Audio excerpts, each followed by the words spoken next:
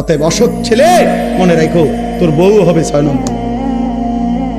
তখন বুঝবি বাপ অন্ত মানুষের বেডি চাও, মনে করো তেমন অসুবিধা নাই, মানুষের বেডি চাইয়া শেষ, কিন্তু যেদিন তোমার ঘরে বউ আসবে আর টের পাইবা বেডি 3 নম্বর, তখন বুঝবা দুনিয়ার ঘরটাই হয়ে যাবে জাহান্নামের টুকরা। খোদার গজব সেদিন টের পাইবা। বেডি যখন ফাঁসা লাথি দিবে তখন বুঝবা। এই বেশি দিন দেরি নাই, রঙের গুড্ডি উড়াও। রঙের গুড্ডি কি আমরা জানি না। প্রতিদিন কি পরিমাণ মানুষের পারিবারিক অশান্তির কথা শুনি চাচা, মনে হয় মাঝে মাঝে কাঁদি।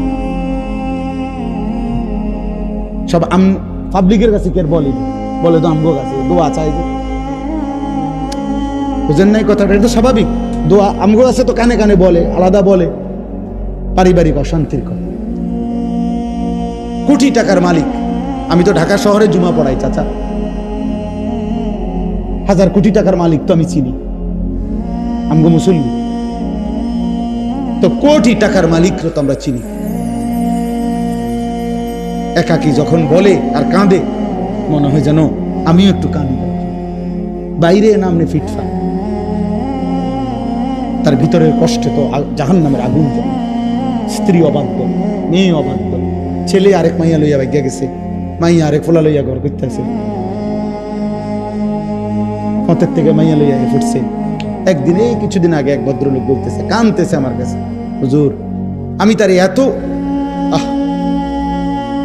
MBA না কি যেন একটা পড়া আছে না, MBA পড়াইছি কোলারে, কয়েকটা ভব ঘুরে রাস্তা রাস্তায় ঘুরে ফুটপাতে থাকে, এরকম এক লোকের একটা মাইয়া লইয়া তেয়াইয়া পড়ছে। কত হুজুর আমি যে আজকে তারে 25টা বছর 22টা বছর পড়াইলাম, আমার এই রক্ত পানি করলাম, তারে প্রাইভেট ইউনিভার্সিটিতে পড়াইতে যে কোটি কোটি টাকা খরচ করলাম, আমার বিনিময়টা কি?